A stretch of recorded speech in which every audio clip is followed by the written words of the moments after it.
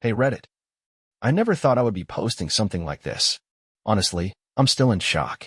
The past few days have been a whirlwind of emotions, and I don't even know where to start. I need advice, or maybe just someone to tell me that I'm not crazy for feeling what I'm feeling. Here's what happened. I'm 32, and I've been married to my wife, Emily, for almost 7 years. We have a pretty solid life together, or at least I thought we did. Emily and I met right out of college, and after a couple of years of dating, we decided to get married.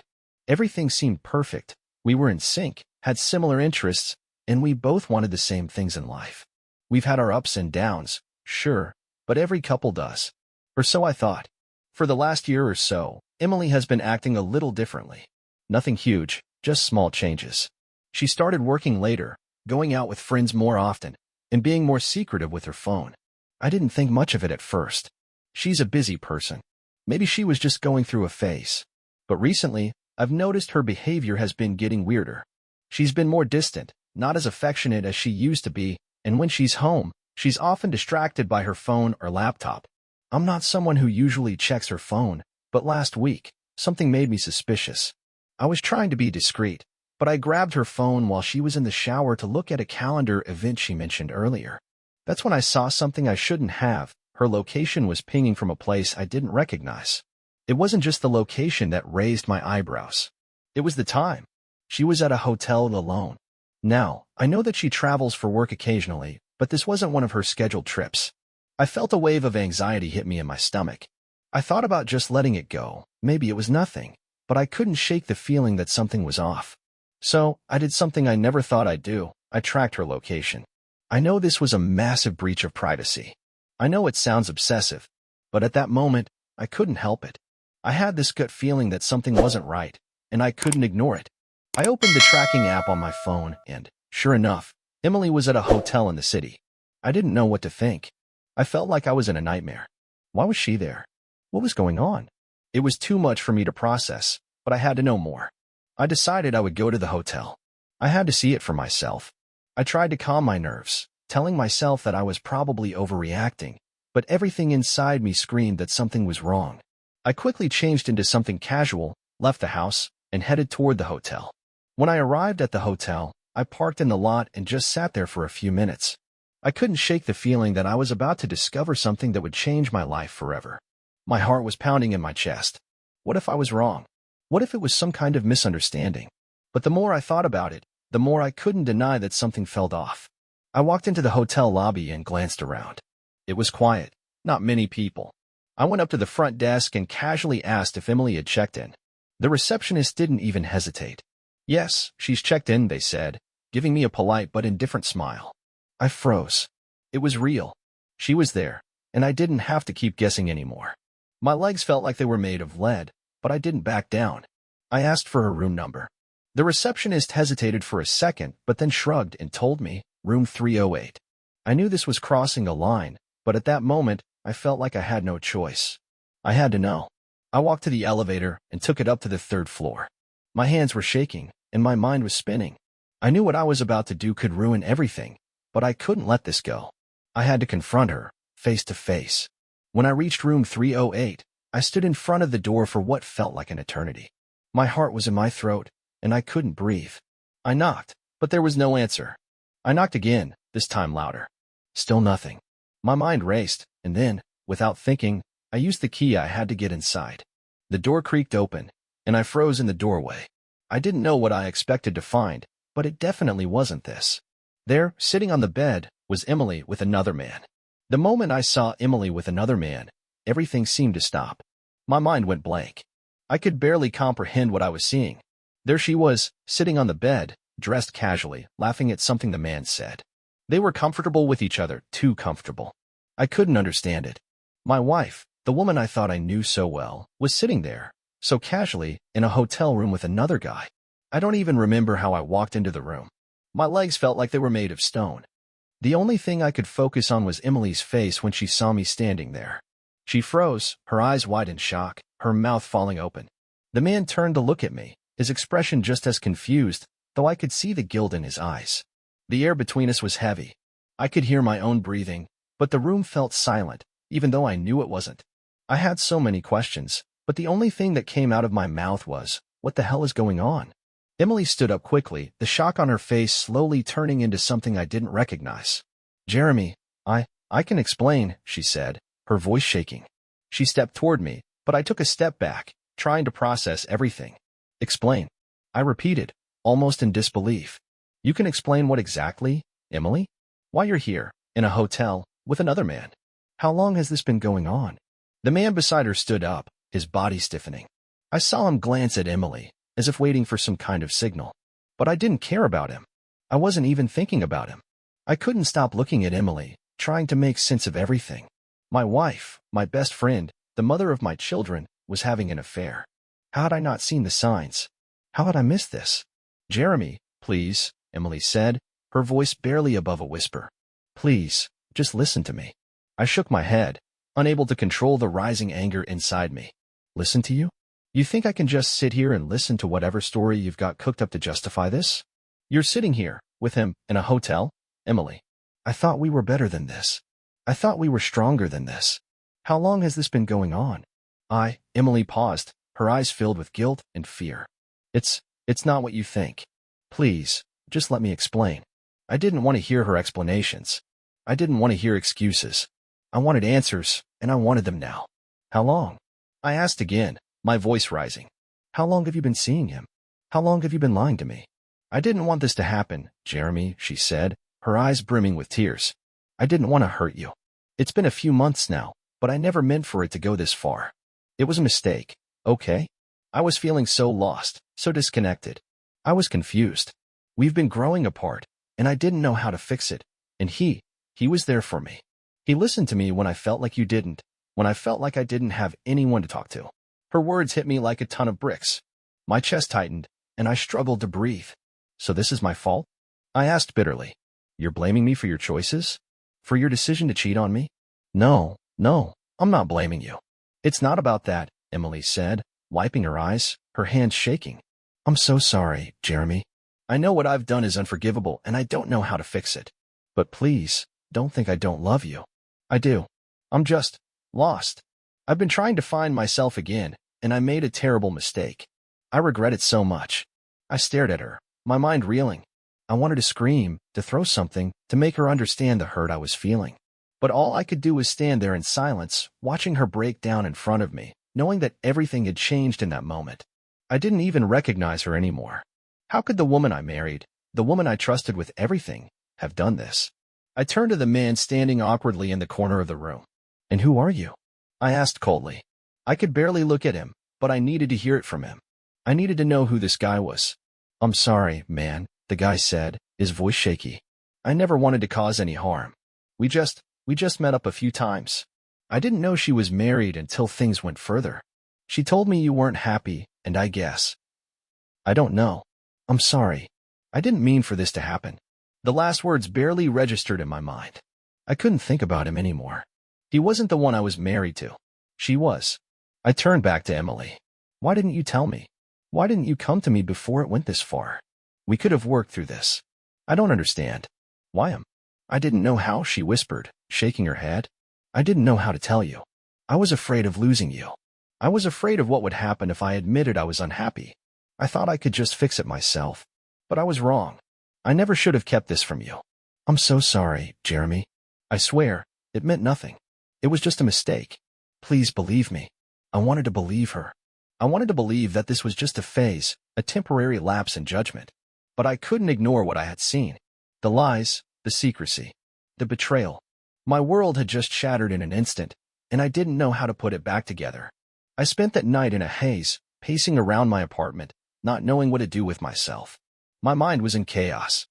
Emily's words, the way she begged me to understand, to forgive her, felt like a distant echo now. I couldn't get the image of her sitting in that hotel room with another man out of my head.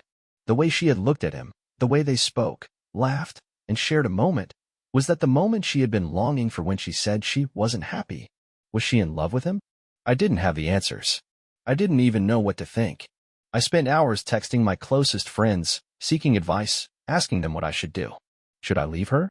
Should I try to forgive her and move forward? Each friend gave me different advice, but none of it made it any easier. Some told me to walk away immediately. You deserve better, they said. Others told me to give her a chance, that maybe she just made a mistake in a weak moment. But none of it felt right. None of it felt like my decision. I had always prided myself on being a man who could make rational decisions, someone who could weigh the facts and come to a conclusion. But when it came to Emily, there was no clear answer. My heart ached. The woman I had trusted with everything had lied to me, and I wasn't sure if I could ever trust her again. When I returned home that night, Emily was sitting on the couch, waiting for me. Her eyes were red from crying. She looked small, vulnerable, and broken, but I couldn't feel sympathy for her. All I felt was betrayal. You said it was over, I said, my voice cold. You said this was just a mistake. But how can I believe that now? You've been hiding it from me for months, Emily. You were lying to me for months. She stood up and came toward me. Jeremy, please, I know I've hurt you. I know I've made mistakes that I can never take back, but I swear, I was confused. I was lost. I didn't know what I was doing, and I never thought it would get to this point. I don't know what to think anymore, I said, running my hand through my hair in frustration. How could you do this? How could you let it go this far? Her eyes were filled with tears again, but this time, I couldn't bring myself to comfort her. Please, Jeremy, she begged. I'm so sorry. I love you, and I know I messed up. I've been seeing a therapist, and I'm working on myself, but it doesn't excuse what I did. I know that. I just stared at her. The person standing in front of me wasn't the same woman I had married. This wasn't the woman I trusted with my life. And as much as I wanted to pretend everything would go back to normal, I knew deep down that it wouldn't. I didn't know if I could ever trust her again. The next few days felt like an eternity. I avoided Emily as much as I could, but there were still moments when we had to talk, when we had to discuss what we were going to do next. I told her I needed space, that I couldn't make any decisions until I had time to clear my head. The guilt I felt for not immediately forgiving her was crushing, but I also knew I wasn't ready to just sweep it all under the rug. I knew the next step would be crucial. I had to decide if I was going to try and rebuild, or if I was going to walk away from everything we built. I couldn't keep living in limbo, trapped between wanting to believe she could change and feeling the betrayal eating away at me. I went to see my therapist, hoping to find some clarity. When I told him what had happened, he didn't immediately tell me what to do. Instead, he asked me a question that hit me harder than anything anyone had said before. Jeremy, what do you need to heal? He asked.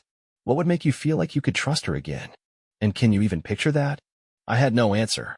I hadn't even thought about what I needed. I had been so focused on what Emily needed from me, on how to fix everything, that I hadn't even stopped to consider how I felt. Could I ever heal from this? Could I forgive her? Did I even want to? When I got home, I sat in the living room for a long time, just staring at the wall, trying to come to some conclusion. Emily was upstairs in our bedroom, silent. I knew she was waiting for me to say something, to tell her what was next. But I couldn't do it.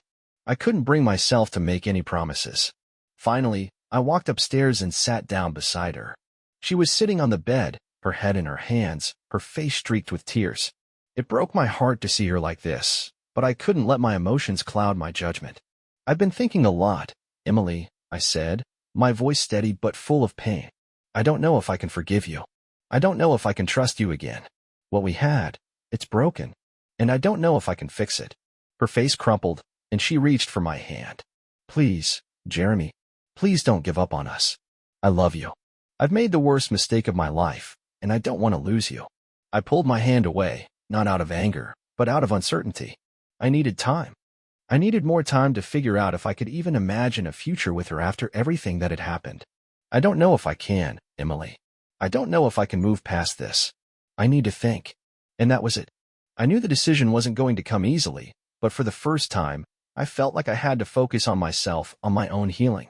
Whatever happened next, I couldn't keep sacrificing my peace for the sake of this marriage if it wasn't what was best for me. I've spent the last few days trying to come to terms with everything. I've been journaling, meditating, and continuing therapy. I'm trying to find clarity, but it's hard. There's so much anger, so much hurt, and I don't know if I'll ever be able to fully forgive Emily.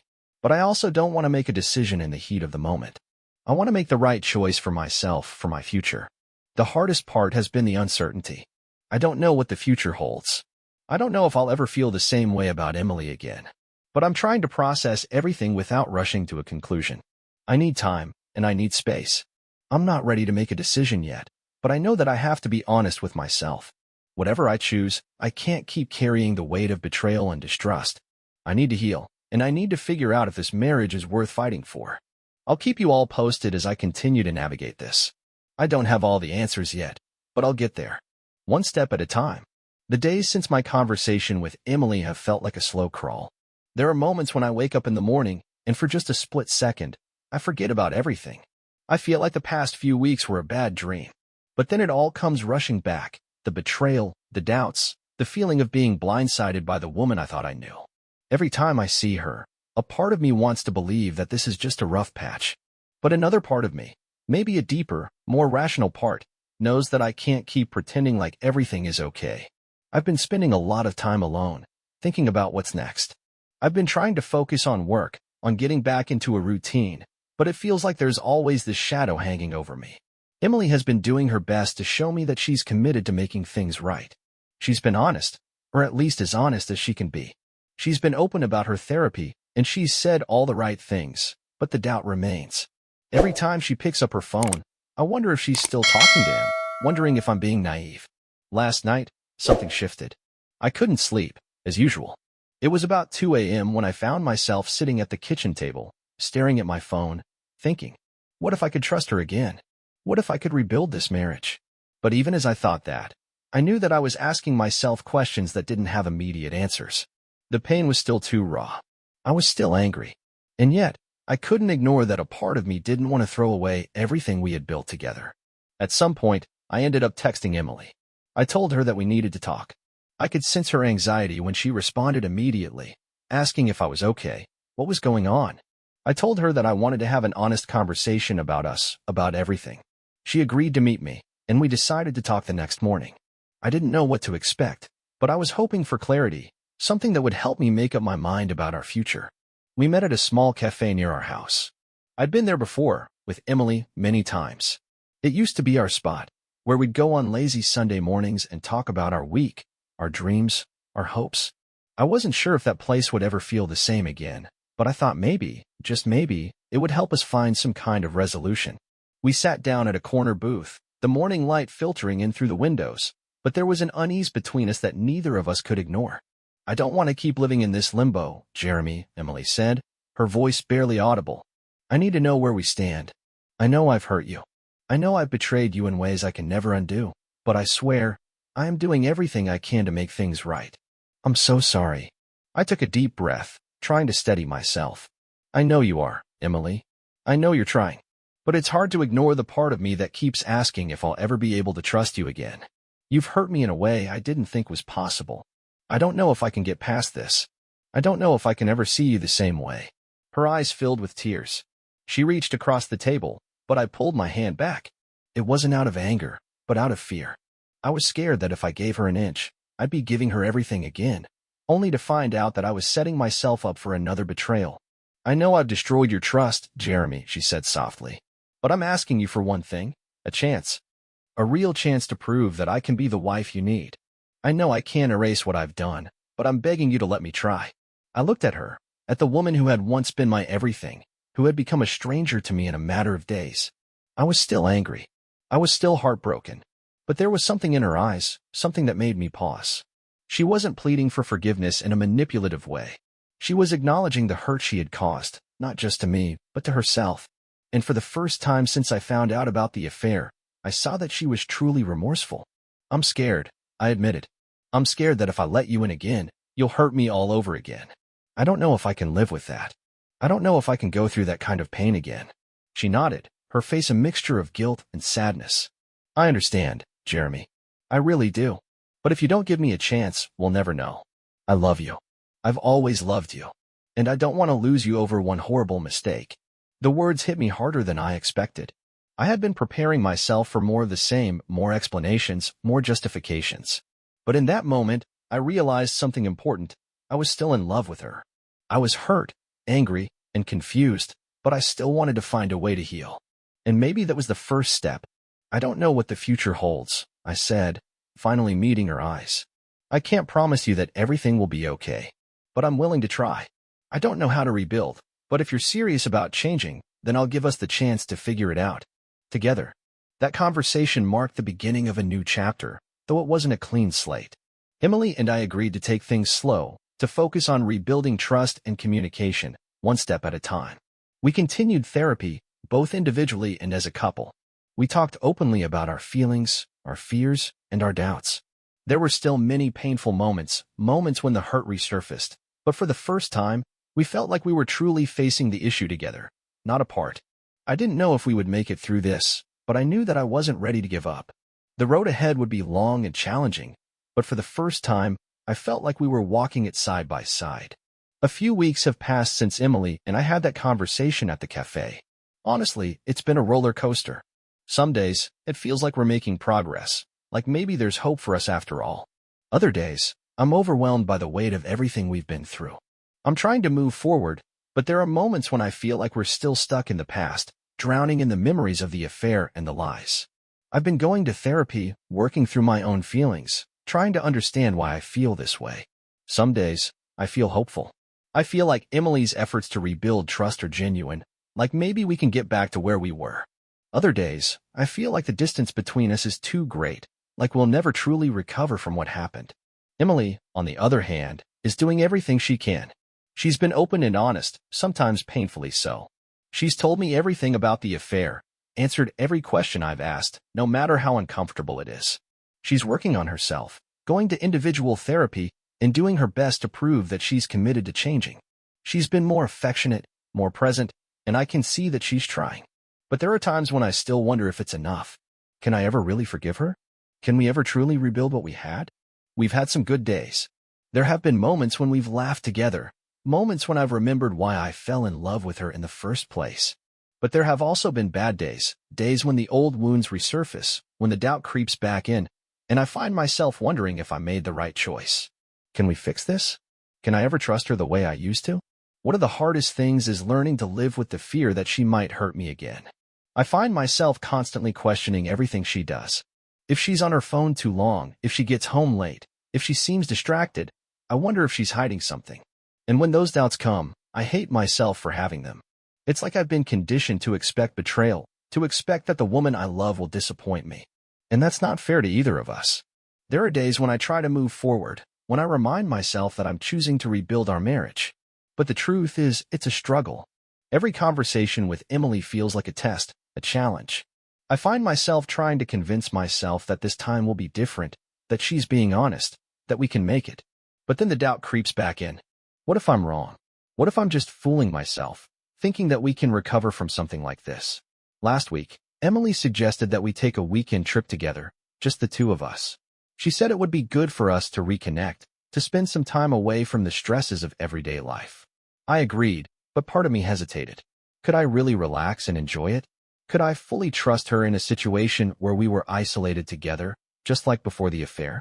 The weekend came, and we drove to a cabin in the mountains. It was beautiful, peaceful, quiet.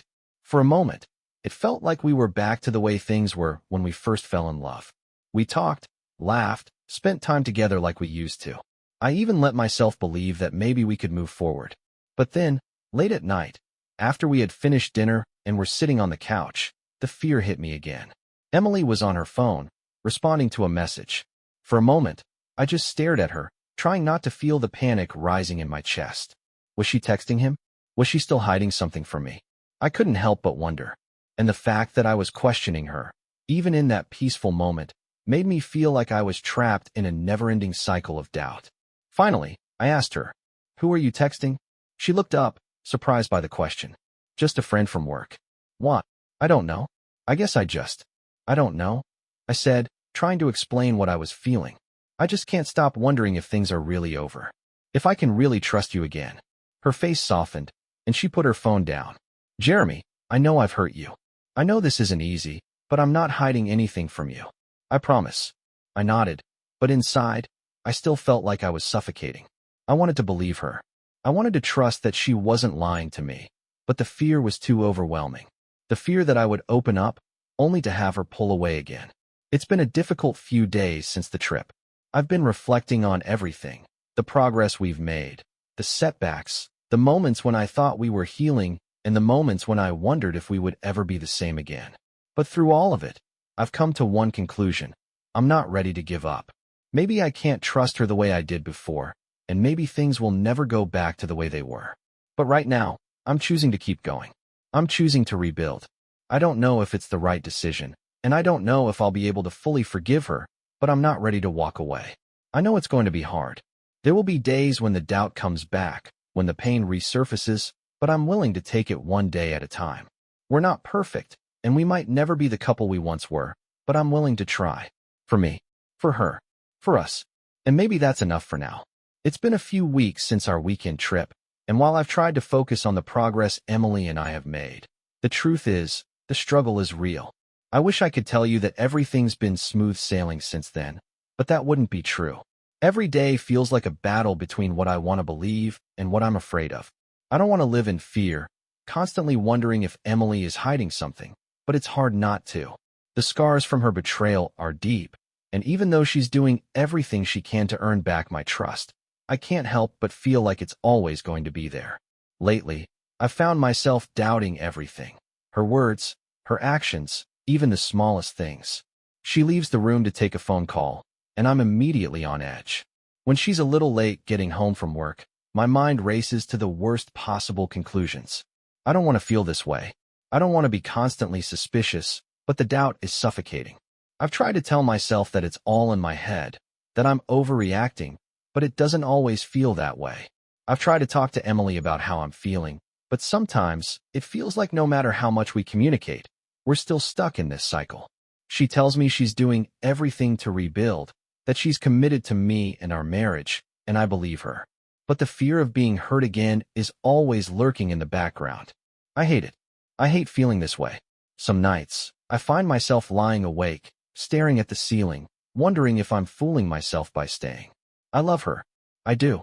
But is love enough to heal a wound as deep as this? I don't know. I don't know if we can go back to what we were, but I'm still trying to figure it out. I realized something important this week. The doubts, the fear, they're not going to disappear overnight. And maybe, just maybe, they'll never fully go away. But that doesn't mean I can't still choose to rebuild, to move forward with Emily, and to make the decision that's best for me. I've decided to focus more on my own healing. I'm still in therapy, still working through the anger, the hurt, and the confusion. It's not easy, but it's necessary. I'm learning to trust myself again.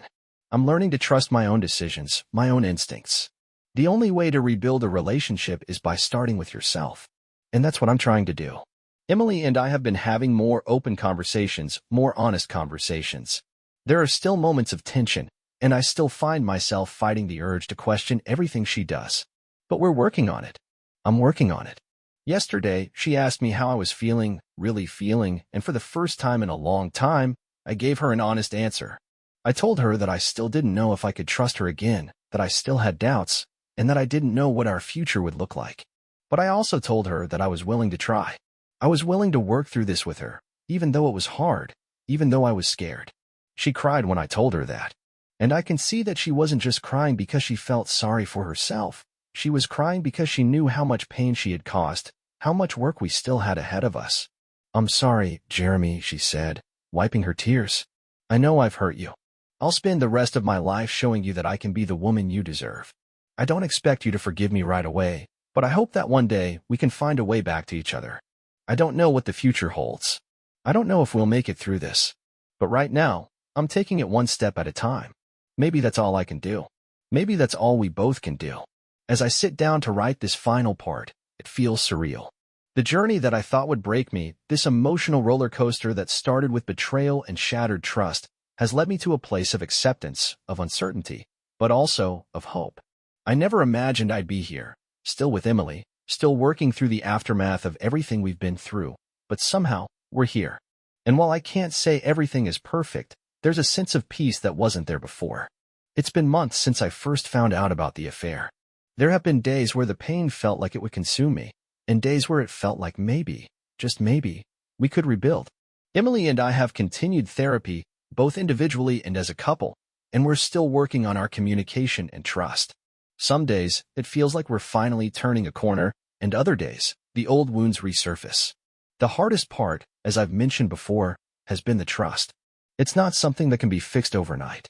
I've had to learn to trust myself again, to trust my decisions and my instincts, and most of all, to trust that I am not the sum of my pain. Emily has been putting in the work. She's been open and honest, And though I still get moments of doubt, I'm trying to let go of the constant fear of being hurt again. One of the biggest turning points came when Emily, out of nowhere, gave me access to her phone. It wasn't a request I made. It wasn't something I asked for. But it was her way of saying, I'm not hiding anything anymore. I want you to see that I'm committed to being transparent. She showed me that she trusted me with her world, her texts, her calls, everything. And while that might seem like such a small thing, to me, it meant the world. It wasn't about control. It was about the trust we were rebuilding together. We also started doing little things together again, things that used to bring us joy. We cooked meals, went on walks, watched movies late at night. We laughed. I hadn't realized how much we had lost that connection, that sense of partnership. Those small moments started reminding me why I fell in love with her in the first place. It wasn't all about grand gestures. It was about the quiet, intimate moments we shared, the ones that made us us. As I write this, we're still in the process of rebuilding. I don't know what the future holds. We still have a long way to go. There are days when I still feel unsure, when I wonder if I'm making the right choice. But there are also moments when I see the woman I fell in love with again, the one who holds my hand, who listens to me, who is committed to doing the work. And those moments give me hope. I've learned that healing isn't linear. It's not a quick fix. It's messy. There are setbacks. There are moments of doubt and pain. But there are also breakthroughs, moments of understanding, and times when I feel like we're truly moving forward.